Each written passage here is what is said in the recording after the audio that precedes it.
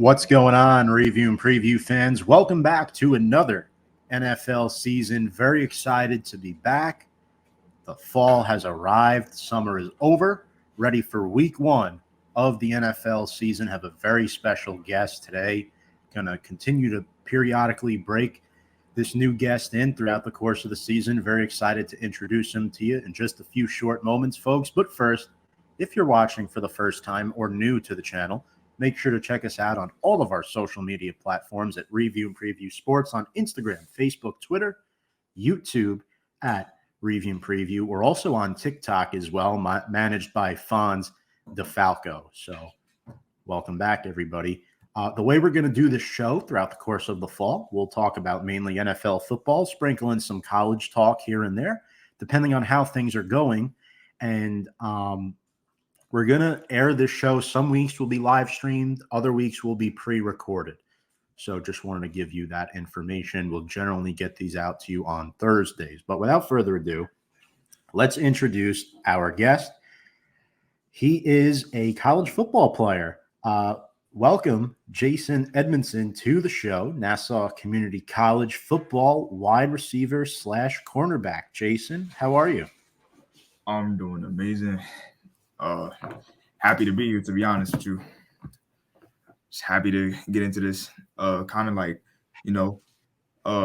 Nassau, kind of getting into like communications, graphic design, stuff in the technology world, trying to, it's going to be like a little side hustle of my career if, athletics don't work out. So happy to get it started over here, see what I can bring to the table.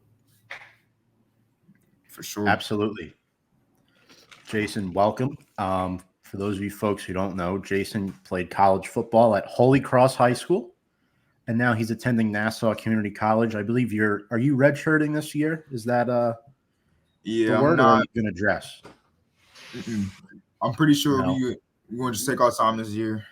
Only 17, we got nothing but time. So next year should be full go. Absolutely. I'm very excited for you. Would love to hear more about your background and stuff as we get into things here. But let's talk about the NFL offseason and its biggest moves. We know you're a huge football fan. Sure. As far as what happened this offseason, did you see Aaron Rodgers to the Jets coming? Did you ever think that would happen, or did you think that was a pipe dream for most Jets fans? I know we have a few close friends that are Jets fans watching this, so that might be interesting to break down and get an outsider's viewpoint on that.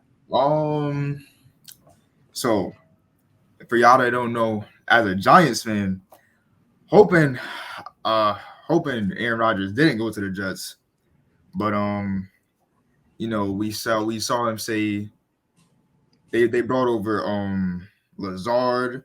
They brought over. Did they bring over Randall Cobb? Randall Cobb, yeah, and the backup too. They brought over all those guys that he wanted, that he was comfortable with. So I was like, they brought over all those guys. I'm like, yeah, he's probably on his way there. I know we heard like Lamar's situation was up in the air. We heard Derek Carr was leaving Las Vegas. But every day it seemed like Rodgers to the Jets was just the favorite every day. So I'm like, we saw him on podcasts talking about, oh yeah, it's gonna happen. And I'm like, I think it's a lock at that point. If he's like openly in public saying he's going there, I think he's going there. So I definitely, at first I thought it was just like a dream, little fantasy New York fans, but then I was like, yep, that's the reality. Right. And he's not the only number 8 quarterback in New York as well. I mean, we'll see how Aaron Rodgers works out, but we have Daniel Jones, who has a new weapon in town. Daniel Jones coming off a fresh new 4-year big mega contract extension. But Darren Waller was the highlight of the Giants offseason, acquiring him via trade. What are your thoughts on Daniel Jones heading into 2023 and adding Darren Waller to this hopefully much improved offense? Daniel Jones, who I think is the most criminally underrated quarterback in the league. Through the least amount of interceptions last season, if not mistaken. like safest hands in the league. Took a subpar, maybe slightly above average O-line to the divisionals. Didn't see that coming at all. I mean, like, we went from like having shaky like question marks above our heads, seeing him replace Eli, and now we're all like, okay, this is the guy. I see him like doing something with this team next 5 years, next 10 years. Yeah, Daniel Jones, solid. He's the franchise guy. I'm happy we got him the money. With Waller coming in, I do think Daniel Jones could make this a playoff team for the next 3 to 5 years. That's what I see. And of course, Saquon back as well. On the extension of the franchise tag, gets a little bit more than what he would have gotten on the franchise tag. So happy to see Saquon back. I know you're a big Barkley fan as well. Pretty much Daniel Jones' best friend on the team, though. I mean, those two seem like an unbreakable unit. It seems like when the other one is in there, they boost each other up. They play really, really well. And I think you're right. This could be a playoff team over the next 3 to 5 years with Jones, Waller, and Barkley leading. If Barkley stays past the season, which is in doubt because of the state of the current running back position. But I think that's a pretty good trio to have. So I'm very excited on the outlook for the Giants.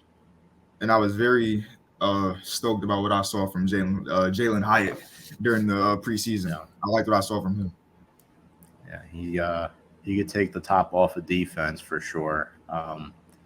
Speaking of deep threats, we know DeAndre Hopkins got traded to the Tennessee Titans, left the Arizona Cardinals. Kyle Rudolph retired after 12 NFL seasons, another big move. And, of course, Tom Brady, the elephant in the room, retiring after pretty much a 23, 24-year NFL career. Yep. So which move to you outside of, the major additions in the New York market really stuck out to you this offseason? This offseason, see, the move that shocked me the most was see, this is a tough one. I would have some Giants bias, but I think I'm gonna have to go with I think I'm gonna have to go with Odell to the Ravens because I did not see Lamar still being a Baltimore Raven at this point. That's one. Two, I saw him going to a more like Super Bowl proven team, Cincinnati, KC, San Fran, etc. I saw him going to a team that knows they could get to that spot and is like one piece away from being their favorite. I'm very interested to see, because then again they got Zay Flowers, they still got Bateman, they still got Duvernay.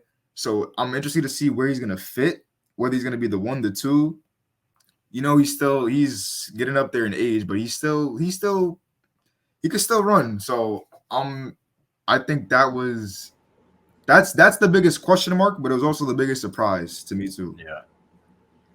I'm not shocked Odell's a Raven, but it was definitely a surprise. I believe Odell was traded before Lamar got the huge contract extension. Right. It was a 5-year extension, right? And, Lamar was a guy who had to wait longer than Daniel Jones to get his contract extension. He played on the franchise tag last year. This is year 6 for Lamar Jackson in the NFL, year 5 starting, because I think he sat behind Flacco till the end of his rookie season. But now that Lamar Jackson has been the full-time starter for 5 years in Baltimore, this is something that could really benefit him. And Zay Flowers, too. That's another guy that is great. You have Mark Andrews, Zay Flowers, Odell, Dobbins, and Gus the Bus Edwards in the backfield. And, hey, Pro Bowl Tyler Huntley backing him up. No, that's not a bad core to have. And the offensive line is great, too. So Baltimore is an interesting football team as a whole this year. So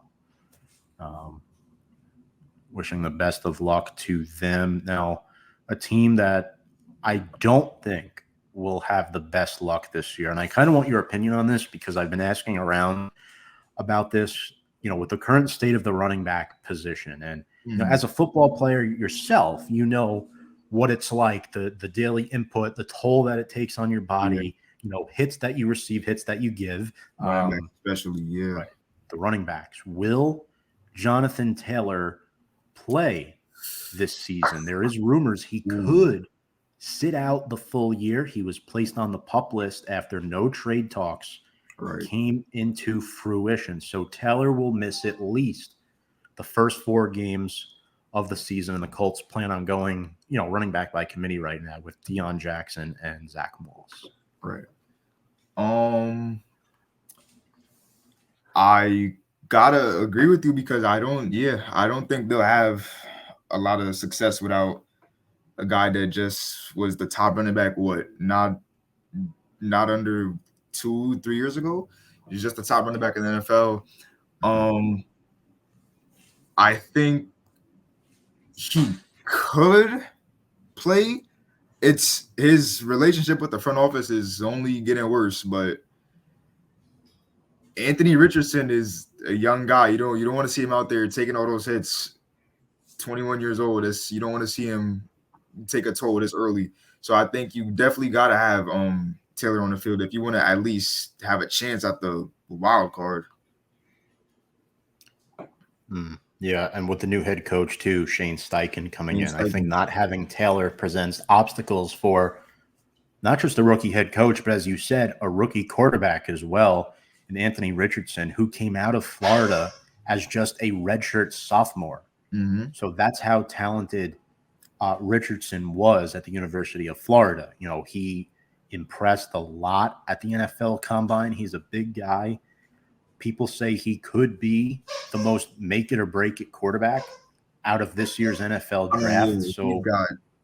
It's tough. He's a Swiss Army knife. I mean, like the guy, he's just an athlete. I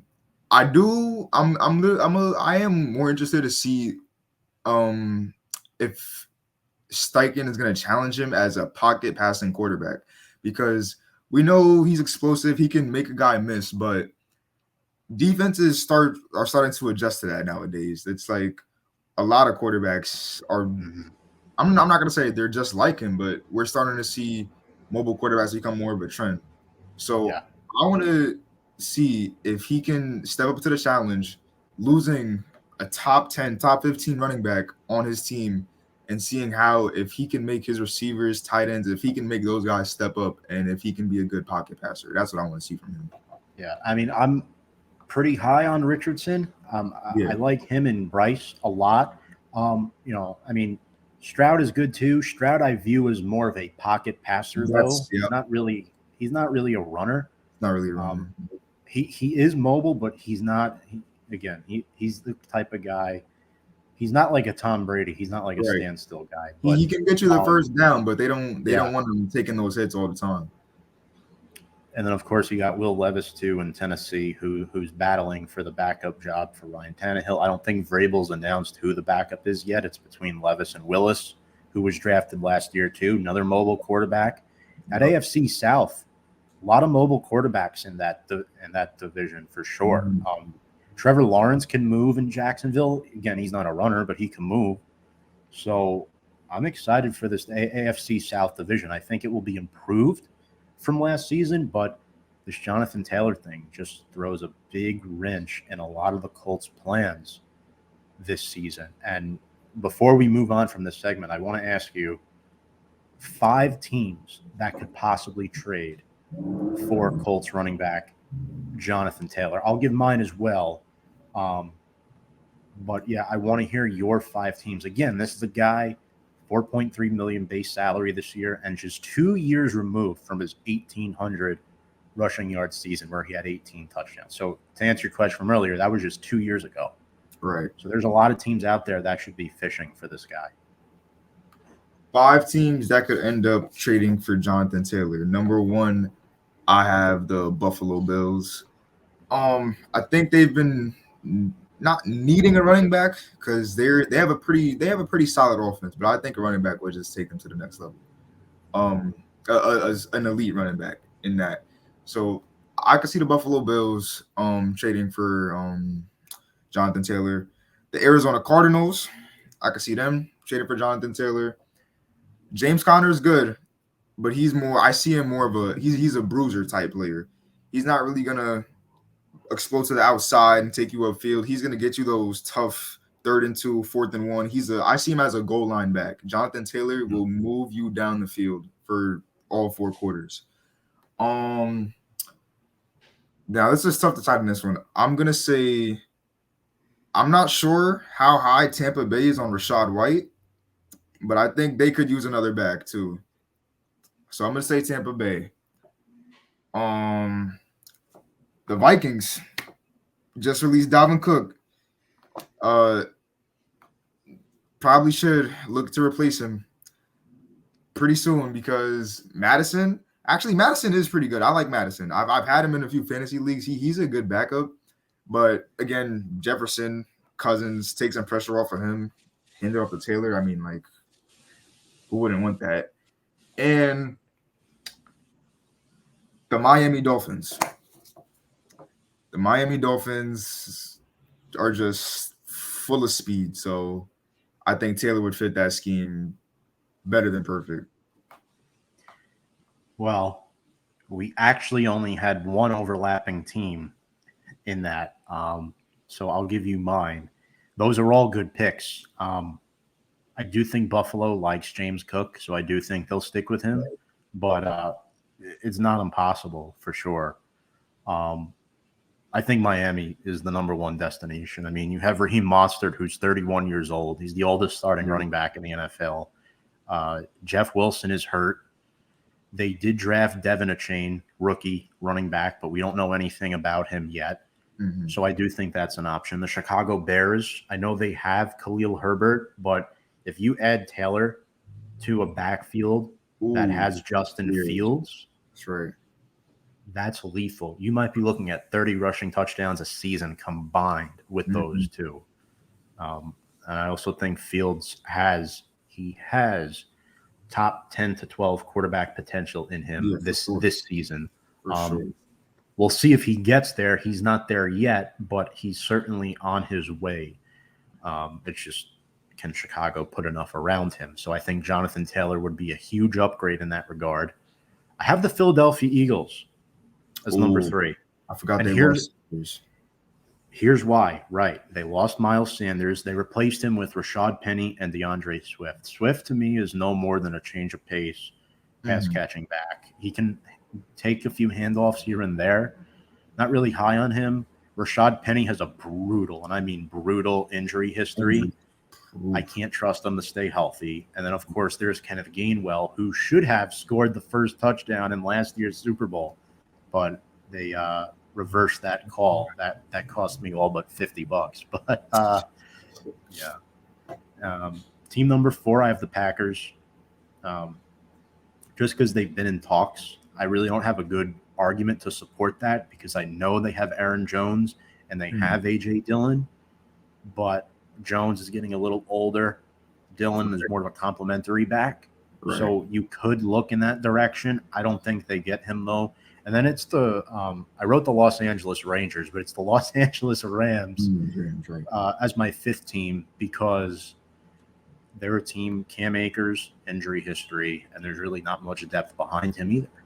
True. So we'll see what happens. You know, trade deadline is Halloween this year, October 31st. So do you think anything differently on any of those teams? Again, I'm not so sure about the Packers. They're just the team I kind of threw in there. The Rams, I could definitely see because Cam Akers, he's good when he's on the field. But it's just about when he's on the field. So, as for the Packers, A.J. Dillon is nothing more than a running back too, in my opinion. Aaron Jones getting up there in age. You said the Packers. Philly. The only reason why I don't see them pursuing Taylor is because their O-line, I feel, is just so good. Like the running back position is like they're at a point where they could have like they could have a bunch of running back too, is just split reps, and they would be just fine. I think that's their O-line Yeah. is that good. And that would kind of hurt their cap situation taking on Jonathan Taylor as well, True. being they have to keep well at other positions. So, yeah, I think that's all good stuff. I think those are all teams that are viable contenders for Jonathan Taylor if he gets traded this season, folks. Don't draft him in fantasy football, please. Do not.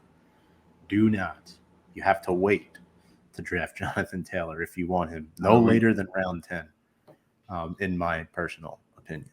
But another guy, Jason, we want to talk about. He's a wide receiver. Oh, Mike Evans. Yep. Of the Bucs. This guy's an older player, 30 years old.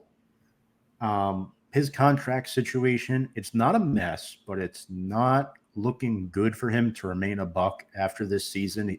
Entering his 10th NFL campaign, all of his first 9 seasons, he had 1,000 yards. Right.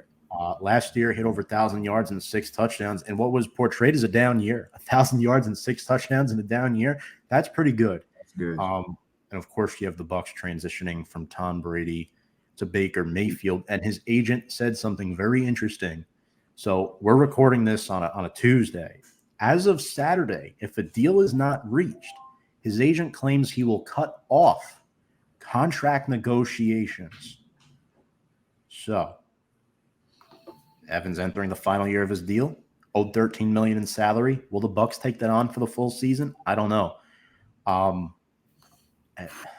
It's brutal. It really is brutal for Tampa Bay. They might have to cut ties, in my opinion. I think so too, because he's 30 years old. That puts him. He's the same age as D-Hop, and I feel like he's had his years in Tampa Bay. I feel like he has nothing left to prove in Tampa Bay. 1,000 yards, 9 straight seasons. I mean, like, what else could you ask for?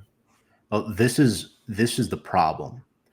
So there's 3 void years in his contract. Not that that's anything significant for the Bucs, but from 2024 to 2026, the Bucs will still it'll kind of just be like dead money that's just sitting there.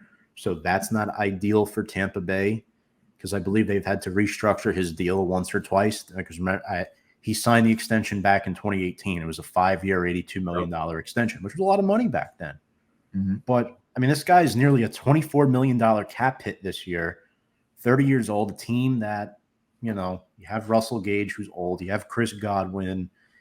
You might want to draft some younger receivers in the future if, you're going younger at quarterback, and younger meaning 45 to 28, Brady to Baker.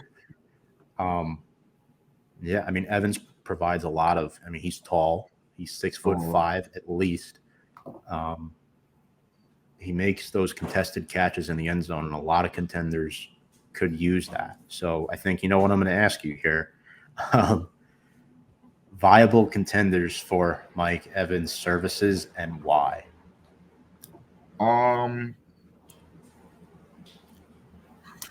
Now this is a complicated question, because personally, I respect all football players, but I don't like Mike Evans personally, because I'm always seeing like these like debates, who's the top 10, who's top 15.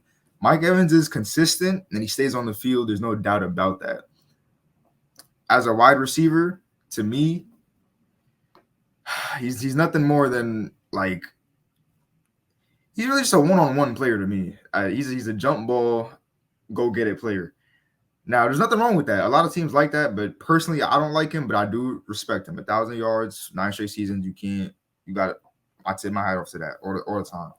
So, teams that could use Mike Evans, I'm going to go ahead again and say the Arizona Cardinals just lost DeAndre Hopkins. I've been seeing film of Marquise Brown in training camp, and he is not looking too good. He's getting bumped around, thrown around. Like, it's to the point where his speed doesn't even look like an advantage anymore. So I feel like they need to bring in a solidified number one wide receiver. The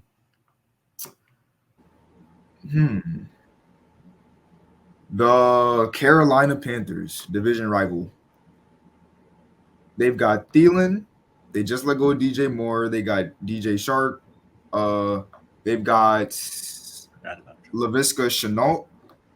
And they got Terrace Marshall Jr. Yep. And yeah, they could use a bona fide number one for sure. Bryce Young could I could see him doing a lot with Mike Evans. I don't know why, like that specific duo right there. I could see that going like a long way. The Patriots, they just got Juju and they got Devontae Parker, but they did let go of Jacoby Myers, who was definitely the number one. The way he was playing over there, he was the number one by far. Mike Evans could. I don't want to say because I don't want to say a receiver can carry a quarterback, but he could make Mac Jones look a little bit better. If that makes sense to you. Yeah. So I could see the Cardinals, Pats. Oof. Okay, I'm gonna say the Texans because Brandon Cooks is not on the Texans anymore, is he? No, he's on Dallas now. He's on Dallas. It's Robert Woods they have. Robert Woods is who I'm thinking of. Yes. Robert Woods, he went to Tennessee and I almost forgot he was there completely. He didn't do much in Tennessee. Yeah. They did get Noah Brown. They got second-year player John Mechie. They just drafted Tank Dell. But again, those are all guys that still need to be figured out. If CJ Stroud wants to win, he needs a receiver now. That's a proven receiver. All these guys, Noah Brown, John Mechie, Tank Dell, Nico Collins, unproven. Yeah. And one more team. Ooh. I'm torn between two teams right now. I'm torn between the Broncos and the Bears. I could see DJ Moore and Mike Evans being a pair. I could see that happening. Chicago. I think Judy and Sutton are already making noise in Denver. So I think they're set over there. So I'm gonna go with Chicago as my last team. Yeah. I can see Mike Evans going to Chicago. That's not a bad option. That's a team I considered. I don't know if we have any overlap here, actually. I know one of my picks you won't like, but I'll read them off anyway. First pick, unlikely, but the Atlanta Falcons. If they are leading the NFC South, you need a receiver opposite of Drake London. The best they have right now is Mac Hollins, who had an above-average season last year with Vegas. So I think Falcons are a team that could be, but it is unlikely. That was my fifth team. Fourth, I have the Green Bay Packers. Help out Jordan Love. You have young receivers there with Romeo Doubs, Christian Watson, and Jalen Reed, their second-round draft pick. So, again, get a veteran in there. If, let's say, for some odd reason they start 3-1, 4-0, they could possibly make a move. It is possible if they want to compete in that NFC North. Third, I have the Detroit Lions because Jamison Williams having some issues off the field. Right. Hopefully everything is squared away with that. Other than Amon-Ra St. Brown, you're looking at Marvin Jones, who is old, and then Josh Reynolds, who is, in my opinion, very average. Yeah. He played for the Rams. He was expendable to them. So the Lions are my third team. I think him and Jared Goff could make a nice little combination. Second, here we go. I have the Giants, and I want to explain before. So The Giants improved their receiving core drastically. Right. But we still don't have a bona fide number one receiver. Now, in an ideal world, we would like to see Jalen Hyatt emerge into that player. Yep. But for me, in order to bridge the gap completely with teams like Dallas and Philly from last season, we're much closer to Dallas than we are Philly as far as bridging that gap. You could possibly add him. I don't think it's necessary. This isn't what I want to happen. This is what I think might happen. So I think the Giants are a team that will at least explore the idea. Joe Shane will definitely take phone calls on it, but I don't think that he does it. So I was going to say the Giants, but I didn't want to sound like a biased Giants fan. No. You don't have to worry about that here. Trust me. We have some raving hot takes sometimes about the Giants on the show. And then lastly, the Jets. The Jets, because who is the other receiver besides Garrett Wilson? Is it Alan Lazard? Corey Davis just retired. Right. Abruptly. He just retired. So that leaves a huge gap. Yes, you have Mecole Hardman, who is great, but you want depth. And if you can move Lazard into wide receiver 3, that's solid. Hardman into wide receiver 4, which is what he started with the Chiefs when they won the big game back in 2020, by all means. I think the Jets are more likely than the Giants to go out and get them. Yeah. So those are my 5 teams. Pretty solid. I think out of those 5, I think the Jets are probably the front runners. But we'll see. We know Jets fans will rejoice like it's Christmas if they get Mike Evans. But you saw how they acted when they got Dalvin Cook. Yep. And Aaron Rodgers. Definitely Joe Douglas is not afraid to make big moves. All right, Jason, time to move on to our week 1 games. And this is where things get a little bit spicy here. We have some interesting games to talk about this week. And the first one is the Thursday night football game. And we just got some breaking news before the show today about the Chiefs. I was hoping you would say this. Yeah. Travis Kelce hyperextended his knee at practice today. He is questionable for Thursday. This is a guy who is by far the best tight end in the league, and a 6.5-point favorites here. It's tough because I don't know who their backup tight end is, to be honest with you. I can't name it. Noah Gray? You might be right. The kid from Duke, right? Noah Gray. Oh, it's actually on the depth chart. It's actually Jody Fortson. Okay, I've heard of that name too, now that you mention it. But regardless, how big of a loss could that be if he doesn't play? Huge. We've never really had to see Mahomes play without Kelce, so that's definitely going to be a challenge. Actually, I would be interested to see that because we're going to see, can he take Rashee Rice, Sky Moore, MVS? Can he take those 3 guys and put on a masterclass without the number 1 tight end in the NFL and get past the Lions defense, who is actually not too shabby? Yeah, a defense that just added C.J. Gardner-Johnson, who we know has a sour taste in his mouth after the Eagles lost the big game last year. So a guy who had 6 picks and just 12 games played with the Eagles last season will be spying Mahomes down like a hawk. And not to mention, Jason, the Chiefs are breaking in 2 new offensive tackles this year at each position. I think they got Jawan Taylor from the Jaguars, and I forget who the other tackle is. I know they let both Orlando Brown and Andrew Wiley go. Donovan Smith from the Bucs, right? It's a new left tackle. So that's a good get. I think he'll be fine, but maybe a little bit more concerned about on the right side. Trying to remember who they're – oh, yeah, I just said Juwan Taylor, duh. But, I mean, you still got Creed Humphrey. You got Joe Tooney, who's a good guard. Trey Smith, Chris Smith. I wouldn't be extremely concerned. I still think the Chiefs should definitely have the edge in this game. Yeah. You have Jerick McKinnon, who's a receiving back. He had 9 receiving touchdowns a year ago.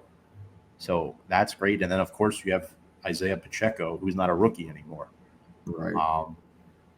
And then, of course, Kadarius Toney and Sky Moore, right? So Richie James is a Chief. Former Giant. Richie James. I do have a concern, though, because Chris Jones' status is up in the air. And I'm not sure how that's going to play into this Thursday night game, but they definitely want to have him on the field. That's for sure. Yeah. They're going to miss his presence a lot because Detroit has easily top 10 offensive line in the NFL. Yeah. They had a top 5 scoring offense in the league last year. The offense was not their problem by any means.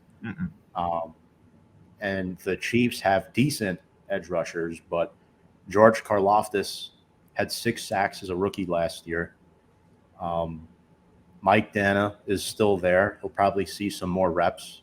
Kalen Saunders, I don't know. I believe he's still a Chief as well, or he might be a Saint now, Saunders. Yeah, Saunders is out of there. I believe he's a Saint. And then you have Nick Bolton, who had 180 tackles last year at the second level. He'll have to play a huge role. You got to worry about Jahmyr Gibbs as well, So, and then, of course, the cornerback room is very young. You have Jalen Watson and Trent McDuffie, who were both rookies last year. And then you have the elder statesman and L'Jarius Sneed going up against the Pro Bowl quarterback last year in Jared Goff, which we have not seen in a long time. So that's a lot. They have a lot of good receivers, too. I mean, we mentioned they might want to trade for a receiver, but you have Amon-Ra St. Brown, who's an issue. Jahmyr Gibbs is a receiving back who's really good in a lot of different areas. They drafted Sam Laporta, the tight end out of Iowa. This could be a challenging game. If I'm not mistaken, they did acquire David Montgomery from Chicago. They did. Yeah. Yep. That's going to be challenging. And then I'm looking, the Lions defense is actually much improved from last year. That's what I'm saying. Like, I would have the Chiefs as a clear-cut favorite, but without Kelsey, Chris Jones, question mark, and then the Lions pretty much improved every hole that they had to fill. So, and the Lions are a team that's like, they're sneaky good. They win when you expect them to lose. So that's why, like, I'm not like, if I had to put money on this game, I wouldn't, because I'm not too confident in the Chiefs winning this. They should win it, but I wouldn't be surprised if the Lions came out with it. So the line has actually moved from what you see on the screen here. The line is now Chiefs -5 rather than 6.5. So they've gone down to 5-point favorites, which was pretty significant. That's a 1.5-point difference just because of the Kelsey injury. Yep.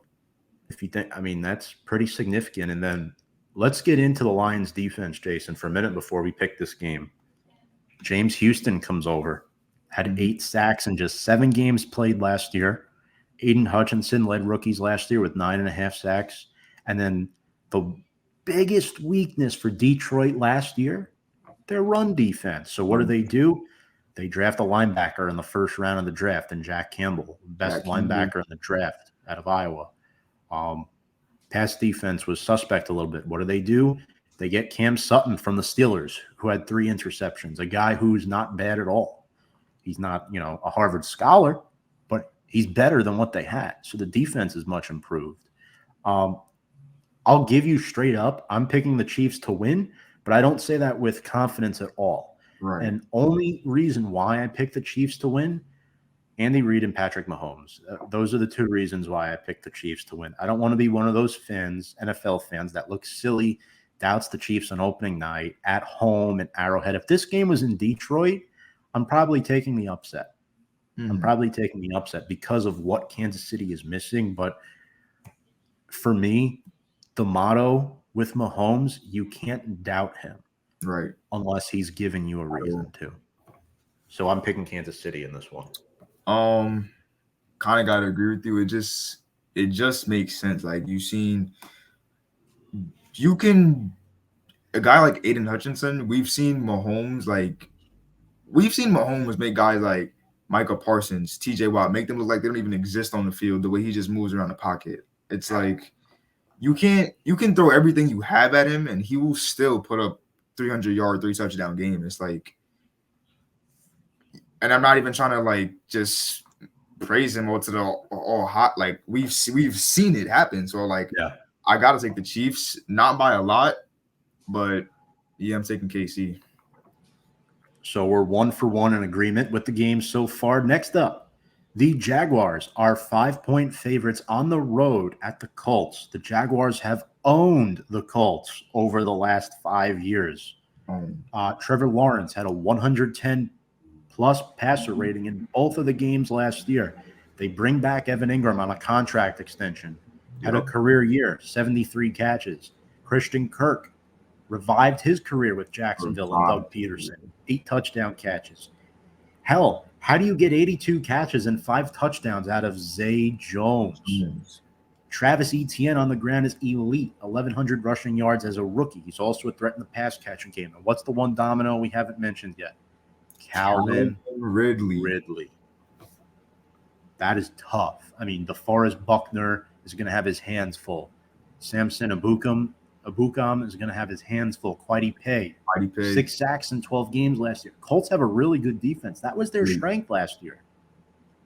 I'm really interested to see how this unfolds. I mean, they have a good defensive front, but I think Lawrence, he's matured a lot. I mean, the only thing that concerns me with the Colts, they just lost Gilmore. Outside of that secondary, I don't.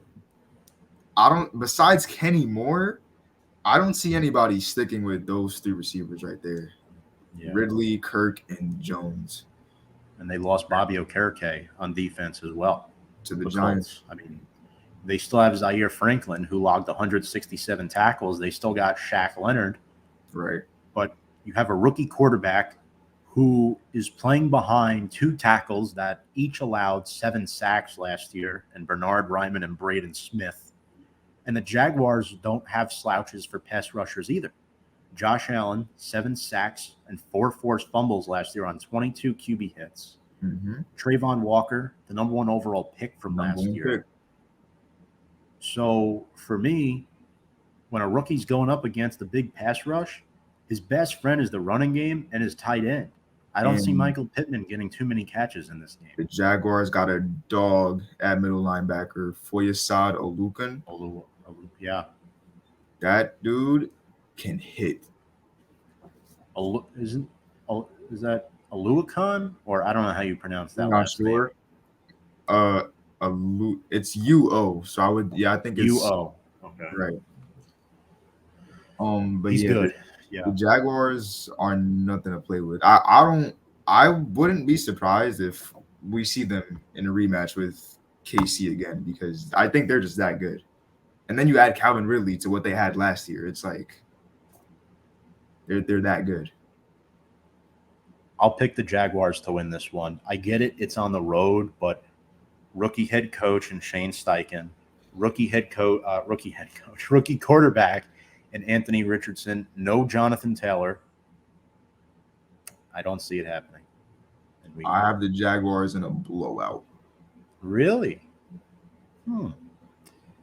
See, I avoided the blowout prediction only because it's a divisional game and it's on the road. And the Colts are weird. I believe they were 0-2 last year and then upset the Chiefs, or almost upset the Chiefs. They beat the Chiefs. They beat them with Jelani Woods Jelani Woods had a great game. I think he had the game-winning touchdown. He's a solid tight end, red zone threat. He's like 6'7". He's a tall dude, very tall dude. But I think AR is going to have a decent game. Hopefully, his offensive line gives him time to throw. That's my biggest concern for Richardson. It's what's in front of him. So hopefully he plays well, but I don't know. Jacksonville has a lot of issues to the Colts. I think in this game with AR, we see some flashes of Cam Newton kind of in him. I think that's what we'll see in like his first 2 to 3 weeks. But other than that, I'll give that to the Jaguars by a lot. I think their offense is it's too overbearing. They have too many options. And the coaching too definitely Right. edged to Jacksonville on that one. Next up, the Bucs at the Vikings. If you've watched the show in the past, you know how I feel about the Minnesota Vikings. Every year I say they're going to the playoffs, and I live or die by that sword. Right. Kirk Cousins starred on the Netflix special Quarterback with Patrick Mahomes and Marcus Mariota last season. Cousins, he had more interceptions than usual last year, but he was one of the top 5 league leaders in passing yards. I believe he was 3rd overall, if I'm not mistaken, but there's no more Dalvin Cook, so it's all aboard the Alexander Madison trade. And this tells me Dalvin Cook was expendable because Kevin O'Connell, the new head coach, and his offense, they want Kirk to throw the ball a lot more to the best receiver in the game, in Justin Jefferson, who had 1,800 yards last year, who moves all over the field, by the way. This man can line up outside. He can play slot. You could even throw him in the backfield to go out and catch a pass if you want. KJ Osborne is back, 6 touchdowns last year. They drafted Jordan Addison in the first round, which was a great get for Minnesota. And then TJ Hawkinson up the seam, 900 yards and 6 scores last year. So their offense is very, very threatening, even without Dalvin Cook. And I'm pretty sure they brought in Jalen Reagor. They did. I forget. Is he still? He might be on their practice squad, no? I'm not Jalen sure. Reagor. Jalen Reagor, yeah. He got claimed by the Patriots. Oh. But he was with the Vikings. The Vikings signed him to their practice squad, and I think the Patriots signed him and elevated him to the 53 because Juju got hurt. Right. So that's rough. And I just don't trust Baker Mayfield. I don't. He hasn't proven anything to me. Yes, he's starting, but who did he beat out? Kyle Trask, who, don't get me wrong, I like Kyle Trask, but Baker should beat him. That's expected of him to beat out Kyle Trask. Like, I mean, Rashad White's moving into the full-time role at running back. There's a lot of new pieces here. Mike Evans is not happy with his situation. Their center, Ryan Jensen, is out for the season again, 2nd year in a row. I get it. You still got Chris Godwin, 100-catch receiver, but the biggest threat to the Vikings in this game is the passing attack. But the Bucs don't have one. That's the problem. They don't have one anymore, in my opinion. You have Danielle Hunter and DJ Wanum off the edge. The Vikings secondary is not good. They lost both Patrick Peterson, Andrew Booth to injury. They still got Harrison Smith, but this is me more not trusting the Bucs than me being in love with the Vikings, but I think the Vikings should win by a touchdown, at least. I think I would have another blowout here, but I'm going to say no because despite all the holes the Bucs have right now, the one thing that remains strong is their secondary. Jamal Dean, Carlton Davis, Antoine Winfield, Ryan Neal, like they're pretty strong in the secondary. Now, does that mean Justin Jefferson will get shut down? No, but he will be limited from a extraordinary game. He'll have a great game, but he'll be limited from an over the top game. So I think I'm gonna have to say the Vikings by at least 10 to 13. Yeah, so you're even more confident than I am in that one with Minnesota. Yeah. All right, so 3 for 3 here. Next up, we have the 49ers at the Steelers. Niners are 2.5-point favorites on the road. West Coast team traveling to the Eastern time zone. That's always a challenge. Nick Bosa might be holding out. It's not determined if he's going to play yet. First team All-Pro last year, leading the number 1 49ers defense, going up against T.J. Watt and the Steelers defense. I really like the Niners defense, Jason, this year. I don't know about you, but they added Javon Hargrave from the Eagles. Yeah, they're good. this defense has been consistently good since I would say about 2018. Yeah, Warner. oh my God, their linebacker duo is just ridiculous. Fred Warner, Dre Greenwald. That's Yeah. ooh. See, now here's the thing about the Steelers. They're tricky. The Steelers, we've seen them last year. They upset the Bengals in week 1. Like the Steelers are a dangerous team. I think they're a dangerous team because Mike Tomlin is just such a good coach that we've seen him take. Like he took like 40-year-old Ben to a wild card against the Chiefs like that. The Steelers always start out the season shaky. Then they're like, okay, they're done for. And then they always end up in the same spot every year. Like they barely make it into that wild card. They have to depend on the Ravens losing or something like that. It's always their dangerous team. And it starts with this week 1. Like I think in their past 3 week 1s, they've beaten like the best teams in the league. They beat the Bengals. 2 years ago, they beat the Bills. And 3 years ago, they beat the Giants. I remember that game. I was watching that game. Week 1. And they beat the Bucs last year. They beat the Bucs. Like, not that the Bucs were good last year, but right. It's a Tom Brady team. I'm probably going 49ers just because I think they're the most well-balanced team. They got a strong offense, a strong defense. Like, I really can't bet against that. The Steelers, they just don't have enough. They don't have enough rocket power. So I'm gonna say the 49ers by 10. Interesting. Speaking of interesting, this may get even more interesting here in a moment. Brock Purdy, now the starting quarterback, now that Trey Lance was traded to Dallas. We don't know what to expect from Brock coming off the UCL injury. Right. But he's ready to go. McCaffrey, great pass catching back and is solid on the ground. 8 touchdowns last year, rushing, 5 receiving. He's a threat all over. You have Debo, Brandon Ayuk had a 1,000-yard season. George Kittle scored 11 touchdowns, which don't expect him to repeat that. But Pittsburgh, though, I really, really like what they have at the receiving core. George Pickens is phenomenal. Had a great rookie year.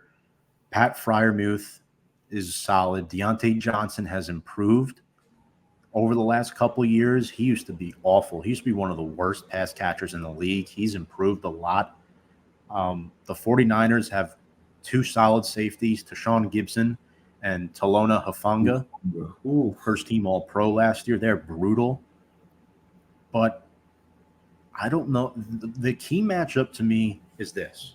It's Alex Highsmith against Trent Williams, because we all know TJ Watt always lines up against the right tackle. Always. He doesn't move. You have Cam Hayward up the middle, who's a dominant force. He could occupy 2 defenders with those 10.5 sacks. Alex Highsmith had the quietest 14.5 sacks in NFL history last year. Right. With 5 forced fumbles. 5. I think the Steelers have a better pass rush. And right now, I don't know if Nick Bosa is going to play. True. And the Steelers, that. They added Patrick Peterson at corner. They got Levi Wallace, still Minka. I'm going with the upset here. I mean, I think there's a reason why. And it's only a 2.5-point line. I'm going to pick the Steelers. I'm going to pick the Steelers in this one. That's my upset of the week, by the way.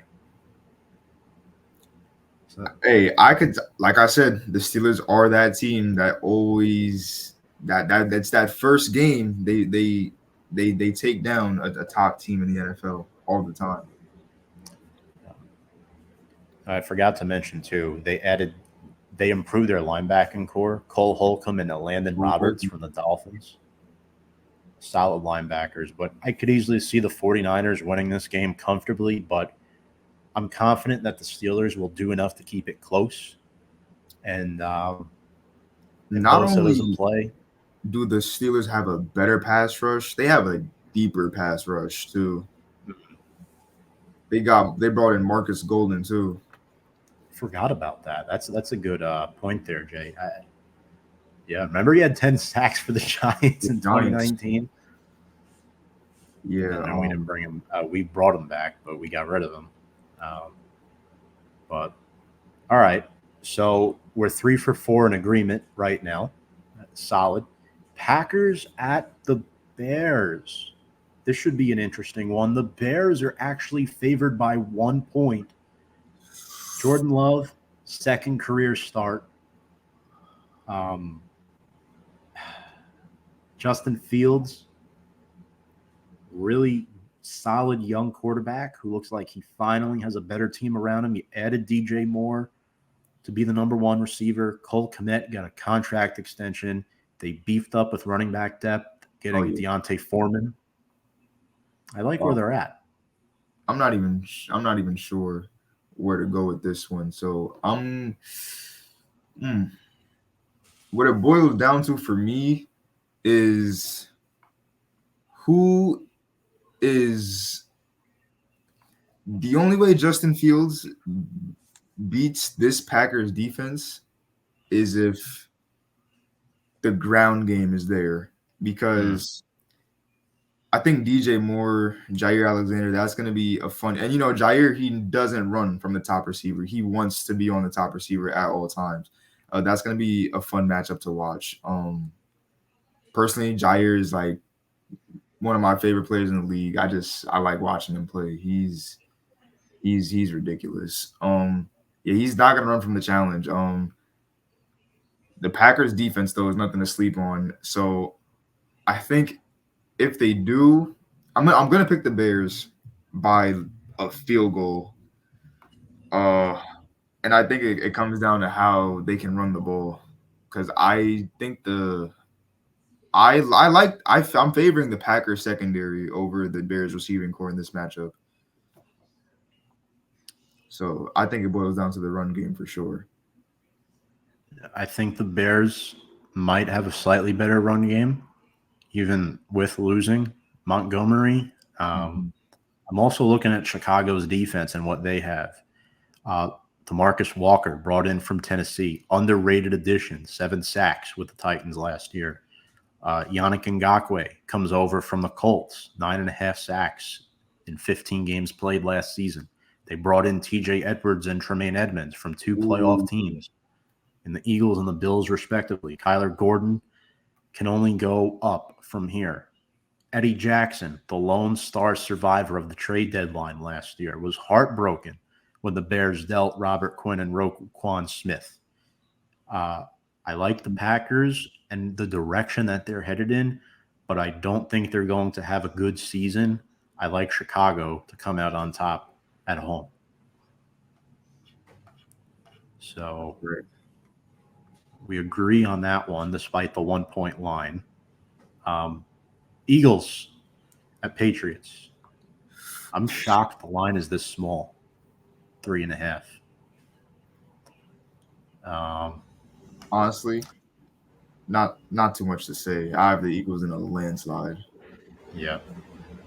The Patriots, the only thing that can keep them in this game is their defense if they keep it low scoring and limit the amount of possessions the Eagles have. But Jalen Hurts was 14-1 as the starter last year. New pair of running backs and DeAndre Swift and Rashad Penny. They lost Isaac Samalu in free agency, but they replaced him with Cam Jurgens. They draft super well. 2 1,000-yard receivers in Brown and Smith. They bring over Zacchaeus from the Falcons. And the Eagles' defense had 70 sacks last year, which led the NFL. And now you add Jalen Carter and Nolan Smith to the fray.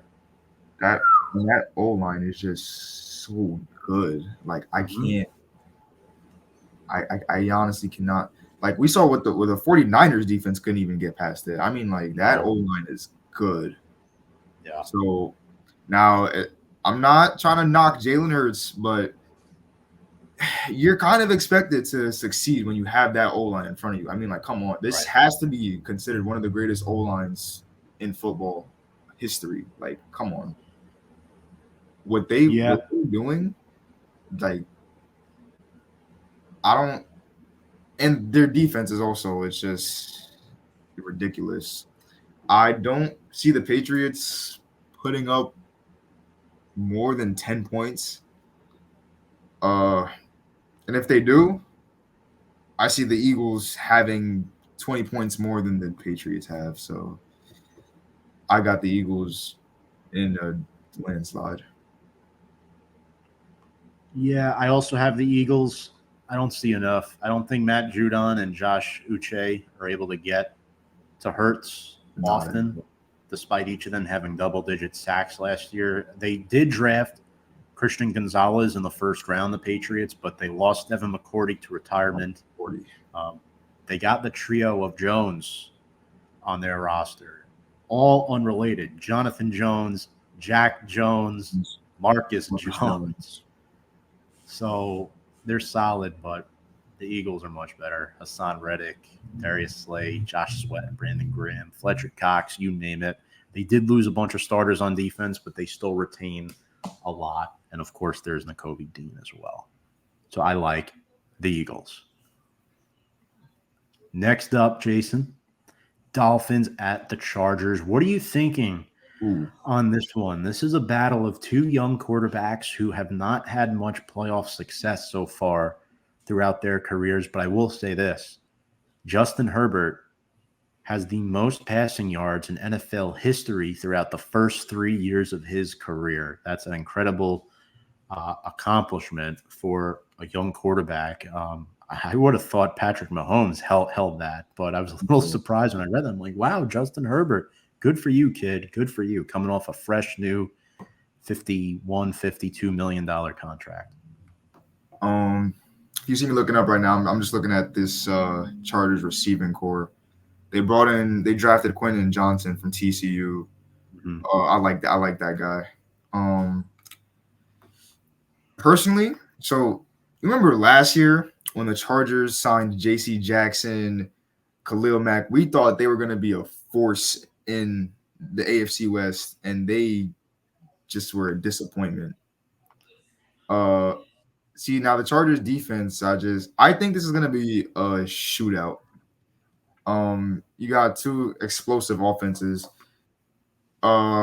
Keenan Allen, Mike Williams, Josh Palmer, Quentin Johnson, like this, Austin Eckler, Gerald Everett, like this Chargers offense is their core, like Herbert's options, and again Eckler, multiple trick pony at running back, he can do it all.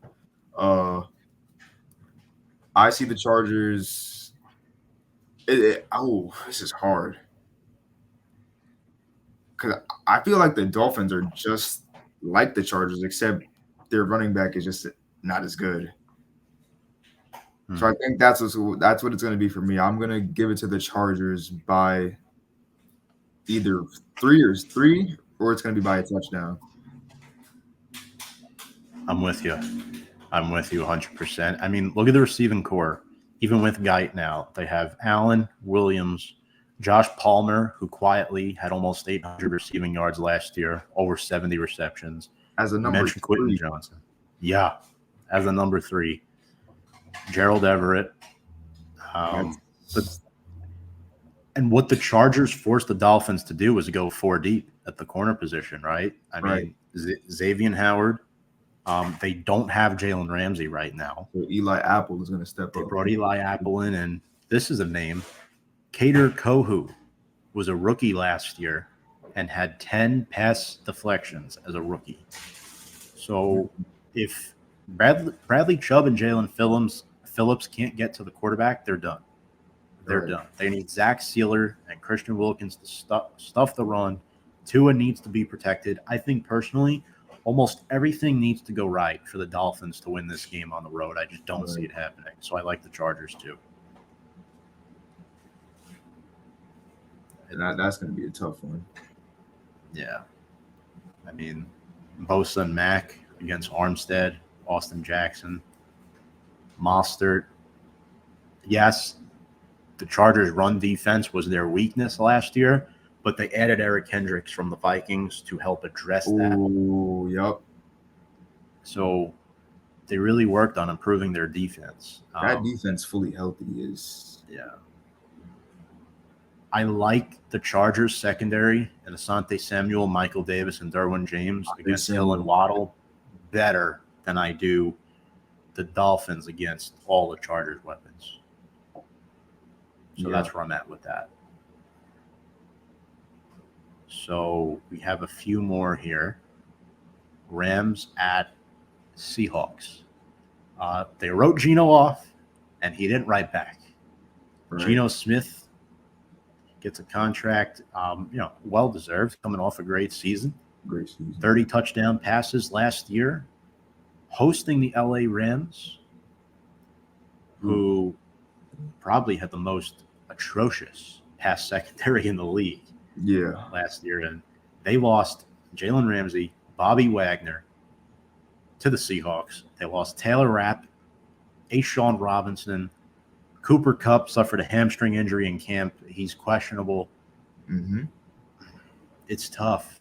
This game, divisional games are always tough week one. It's always a crapshoot, but especially like when you got a team like the Rams where we know what they can be, but they just don't have all those pieces to be that team. We got to see Stafford bounce back after missing a whole season. He went from, I think he solidified it with that Super Bowl. He solidified himself top 10. Then they had a honeymoon season, and now he's got to get back to being in that top 10, top 15 range. Yeah, because he was before the injury. But I think part of the problem too, Jay, was the Rams O-line started 14 different combinations last season. And that's a problem. Ooh, the Seahawks struggle. Yeah. The O-line is a mess, and what makes it even worse is the Seahawks might have the most underrated pass rush in the league. Darrell Taylor and Uchenna Nwosu each had 9.5 sacks last season. And they get Draymond Jones from the Broncos, who's solid. Jordan Brooks, Bobby Wagner's back, still good. They got Jaron Reed. Reek Wallen, 6 picks, Pro Bowl as a rookie.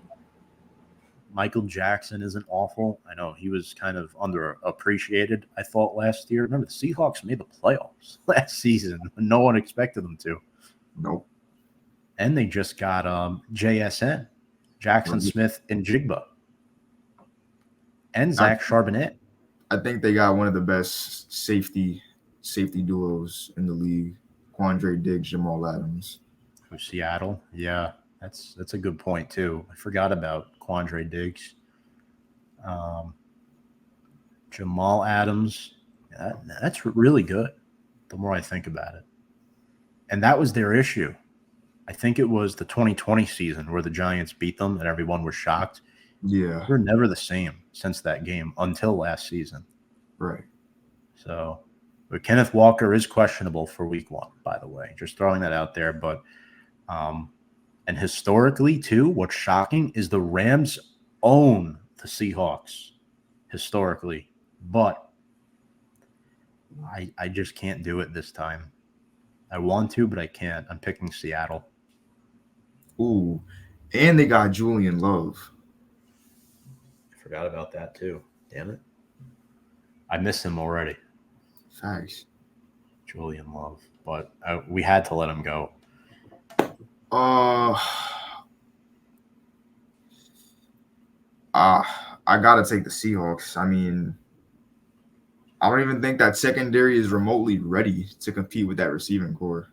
Mm-hmm. Yeah, I'm with you. I do think Seattle pulls it out, although the Rams could surprise some people. They could. Who knows? Stafford is Stafford, Kupp is Kupp, Donald is Donald. If those 3 players play to their maximum potential, they have a shot to win. They always will if those 3 play to their max. It's just that you got JSN as your 3. Like that's tough. Yeah. It's very, very tough. I couldn't even tell you. Like, I know the Rams got that. They still got Witherspoon. Oh, that Kobe Durant, that rookie from last year, he had a pretty good rookie season. He's on the Rams, right? 3 picks or something like that. Nobody knows who that guy is either. Ooh, yeah, I'm giving it to Seattle. Yeah, I'm with you there. Seahawks. Next up, I think we're gonna have fun with this one. The G-Men Ooh, this is taking on Ooh, Dallas. Cowboys favored by 3.5 on the road. Now I'm gonna try to be as realistic as I can be. We haven't beat the Cowboys since 2021. I'm pretty sure. And Trying to remember. it was the last game of the Yes, the Dalton game. Yep. It was the last game of the season.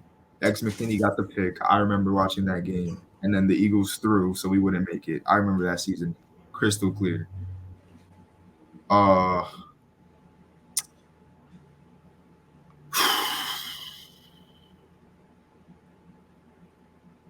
gonna give it to the Giants. And here's why. We're at home. I feel like there's a lot of pressure on Dak to perform because he knows Trey Lance is after his job. I feel I'm not too worried about Tony Pollard. I mean, our defense is ridiculous. Our pass rush quietly could be top 5, top 10-ish. Leonard Williams, Big Dex, Kayvon, Aziz. Like we got some dogs on that front four. Isaiah Simmons too. We just brought in Isaiah Simmons. That is, I wanted us to draft him back in 2019, but we took Andrew Thomas. When look, it's worth it now because we got both of them. Only thing that's I'm really I wouldn't say concerned about, but only thing that is I feel going to be the challenge is going to be Daniel Jones throwing the ball to these receivers because he's going to have Micah Parsons and DeMarcus Lawrence in his face all day. But I feel like he's improved to the point where seeing an elite rusher doesn't really bother him anymore. He knows how to step up and make the right decision. But it's going to be tough. I feel like Saquon is the X factor to us winning this game. Yeah. I'm with you. I have the Giants splitting with Dallas this year, and I think they're more likely to win at home on the road. So I'll also pick the Giants. Dallas has a top 5 pass rush in the league, hands down. With also have Dante Fowler too, in addition to D-Law and Micah. But something tells me the Giants might have something in them week 1. And the Cowboys added Steph Gilmore to that second. Stephon Gilmore. Yeah, that's why I say the receivers might have a day. They might. And the Giants have 2 rookies starting at corner, and it is week 1. So Banks. The optics will point to Dallas winning this game, but I would like to play devil's advocate here. And I just think the Giants at home. I like the Adoree CD matchup. I like it. Yeah. I like it. CD had the most slot reps out of any number 1 receiver in the league last year. So that'll be interesting, fun matchup to watch. But, yeah, I mean, I think Daniel Jones will do as good as he can behind that offensive line. We'll see what happens. You know, new center, rookie John Michael Schmitz, Jalen Hyatt, Paris Campbell added to the receiving room. Shep is back. They got Wandale back from injury. We'll see. And the defense. I like that secondary. X McKinney, that's my guy. And we brought in Bobby McCain. And Isaiah Simmons can play all over. No. They got him and they got Boogie Basham from Buffalo. So. Oh yeah, and Okereke. Like Bobby O. We got a shot. We have a good shot. It's going to be a very, very tight game. Yeah. If I was to pick Dallas to win, I wouldn't even have them covering 3.5. I think it's going to be that close. It'll come down to whoever has the ball last, honestly. But going to move on here to the last game for sake of time. Bills taking on the Jets. Monday Night Football, Aaron Rodgers' debut in Gang Green. Jets have both the offensive and defensive reigning rookies of the year on their roster, Garrett Wilson and Ahmad Sauce Gardner. Mekhi Becton back starting at right tackle. Breece Hall is back from injury. Dalvin Cook in the backfield. Buffalo Bills add Leonard Floyd, who had 9 sacks last year. Jordan Poyer back from injury. And Josh Allen is throwing at an elite defense, I'll tell you that. Stephon Diggs and Gabe Davis might have some problems, but they added Dalton Kincaid at tight end in the draft. Right. James Cook is now the lead back, but the Jets have good players at every level of their defense. Quinnen Williams up front, first-team All-Pro, got the big contract extension. I like Quentin Jefferson next to him. Love C.J. Mosley and Quincy Williams at linebacker, and then the secondary is elite, like I just said. I mean, the Jets have a really good shot to win this, in my opinion. I think the Bills are a bit overrated headed into this season. Oof. Now, not saying I'm picking the Jets though. I like. Ooh. I like this matchup because this is like you get to see Rodgers, like he's not easing into throwing to these receivers. This is his first game he's going against a top defense. So this is hard. Personally, again, just a personal thing. I don't like Josh Allen, but he's a great quarterback. Can't knock him on that. But I don't think I think he's a little bit overrated. He threw a lot of interceptions last season. A lot. And then a division rival, reigning defensive rookie of the year, like you said. That pass rush ain't nothing to sleep on either. So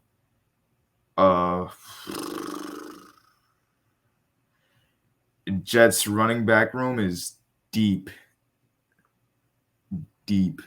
Dalvin Cook, Breece Hall coming back from injury, Michael Carter as the number 3. I'm gonna take the Jets. I like it. Very bold. I'm gonna go with the Bills to be different. 2.5-point favorites. I could see this game going either way. I mean, like you said, the Jets have a great defense. The Bills actually lost at the Jets last year. Allen did not have a good game.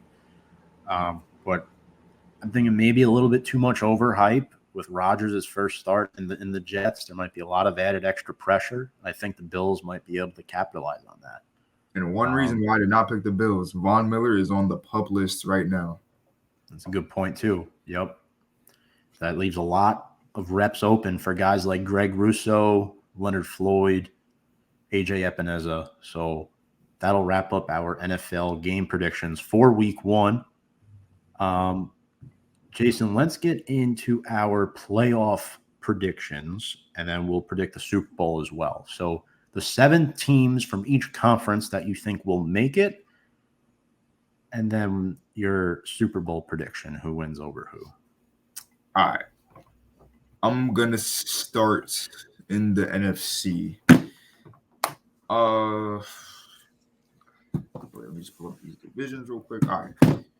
NFC West. Got the 49ers winning that. Yep.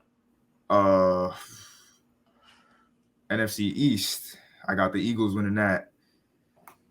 NFC South. I have the Saints winning that. And the NFC North got the Vikings.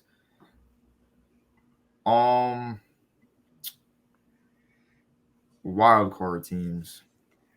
I have the Giants. I have the Lions. And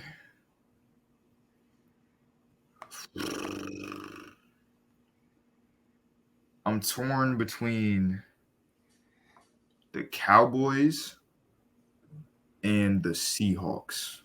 And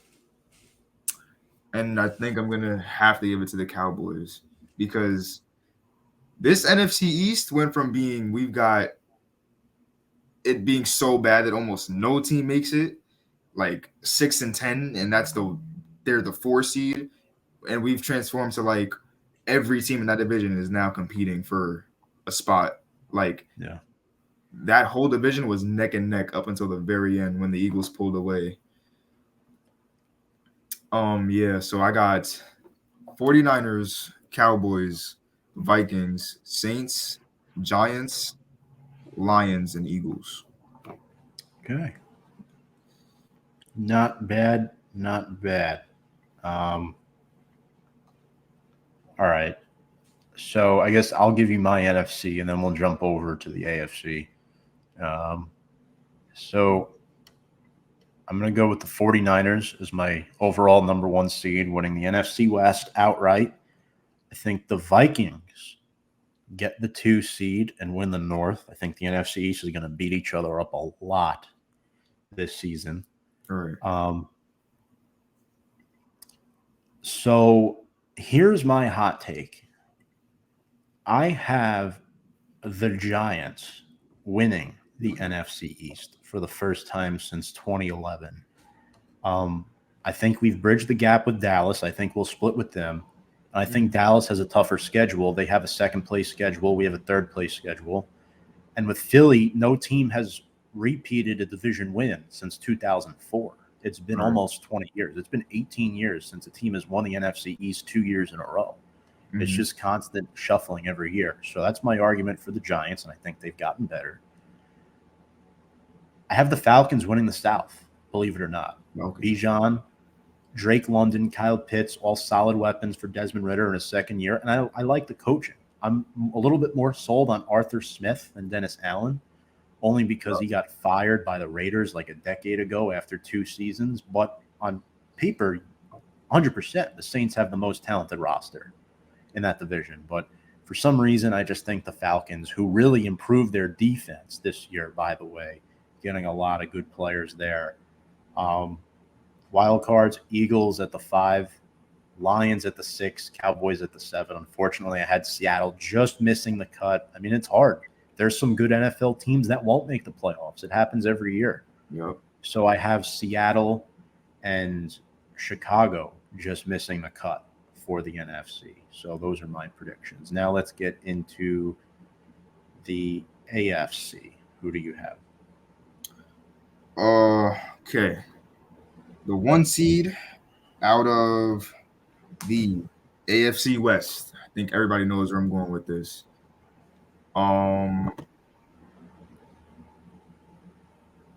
Gotta go with the Chiefs. Like, it's rare to even see them lose a game in the first place. It's like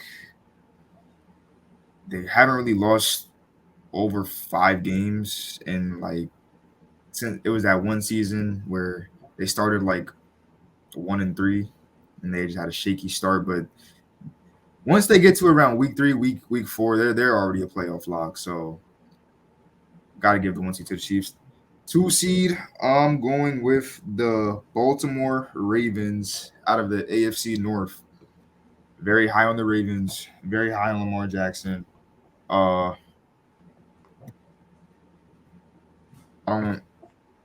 Close with them and the Bengals, but I just see the Ravens winning more games because they just have Lamar has everything he needs. Like, there's no excuses now. 3 seed, I got the Jets winning the AFC East. I think Rodgers is that guy. He doesn't need a season or 2 to ease in. I think he can get them to where they need to be right now. I think they were 10-7 last year or 9-8, one or the other, and they were a decent QB away from the playoffs if you want to look at it like that. And now they got an elite QB, so I think they win that division. And the AFC South, I got the Jacksonville Jaguars taking this. pretty much no contest. I don't think any team comes close. Maybe the Titans. Yeah. But I just don't think they have enough. Wild cards. Give me the Bills, the Bengals, and the Bengals, and the Chargers in the wild card. Okay. I like it. For AFC, Chiefs win the West. Jaguars win the South. I have the Bills winning the East by a hair. I think it's that close. And in the North, I'm going to stick with the Bengals, but I think it's a one-game difference. Possibly could even be tied records with Baltimore, and I think the Bengals get the tiebreaker. Pardon. And then my wild cards, I have the Ravens, the Jets, and the Chargers. So I think we had the same 7, actually, just in a bit of a different order. And I got the Dolphins just barely missing it. Yeah. They play in such a tough division. If they played in like the AFC South, they'd be much better off. They'd be right there with Jacksonville, to be honest. So I think Jacksonville is a dark horse team to make it deep into the playoffs this year. I think like I said earlier, I think they could be right back where they were last year with KC. They could possibly make a run to the AFC Championship game. If they dodge the Chiefs or the Bengals and end up playing somebody like the Bills, they could easily get there, in my opinion. I'm higher on them than the Bills this year, actually, believe it or not, which is crazy to say, according to some people. But what is your Super Bowl prediction? Who wins and who comes up just a hair short? My Super Bowl prediction is a rematch of the 2020 Super Bowl. San Francisco 49ers taking on the Kansas City Chiefs. I thought this would have been the Super Bowl last year. Purdy got hurt. Eagles defense was just too much. 49ers, they are just like, they're too much to handle on both sides of the ball. Reed and Mahomes is just a deadly combo. If Mahomes, and again, Mahomes has been getting to the playoffs, Mahomes has been getting to the AFC Championship every year. He's been a starter. So it's like, he's pretty much a lock for that. He did deal with the injury in 2021. I'm pretty sure he had a concussion. And then in 2023, just now, he had the toe problem and then the ankle. If he's fully healthy, I don't see anybody stopping him from being in the Super Bowl for the next 5 years. Joe Burrow maybe, but they're going to duke it out for like the next few years. 49ers, Chiefs, do like Mahomes, but I think this is the year the 49ers win the Super Bowl. Wow, that's an interesting one for sure, but I respect it. The defense wins championships saying could go a long way. I think they remember every bit of that 2020 Super Bowl. They know what to do. And I'll tell you, Jason, it's very difficult to win the Super Bowl 2 years in a row. We all know that. It is extremely hard, which is why I have the 49ers making it out of the NFC, and I have the Bengals beating the Chiefs in the AFC Championship game this year. I want to pick 2 different teams in the Super Bowl, and I have the Bengals beating the 49ers. I think Joe Burrow gets it done in year number 4 and gets the contract extension. So I think Cincinnati ultimately wins the Super Bowl. Heard it here first ever Super Bowl, but we'll see. Not to mention payback from like 30 years ago. But, I could easily see the Eagles winning it, the Chiefs winning it again. Yeah. I'm not sold on Baltimore, Buffalo. They haven't Not yet for Baltimore. Buffalo, no. Sneaky Vikings. Minnesota. Yeah, I could see it. I like their coach. Love their offense. The defense has to really get it together, though. But appreciate you joining the show here tonight. Honored. It's been a pleasure. It's been an hour and a half long. Any final thoughts here before we sign off? Just excited for the season. Glad to make my debut to the show. Hopefully, come back. I'm just glad to be talking about sport I love. Just chopping up the sports world. That's exactly how we like I it can here. do this all day, no pay. Absolutely. Jayson, thank you so much. We'll definitely have you back on the show soon. Sure. We'll talk more about your football season, how that's going, talk some more NFL, college stuff. But appreciate you all watching here tonight, folks. Make sure to check out our social media platforms at Instagram, Facebook, Twitter, YouTube, TikTok, at Review and Preview Sports. Appreciate everyone here. And we will see you all next week. Have a good night, everyone.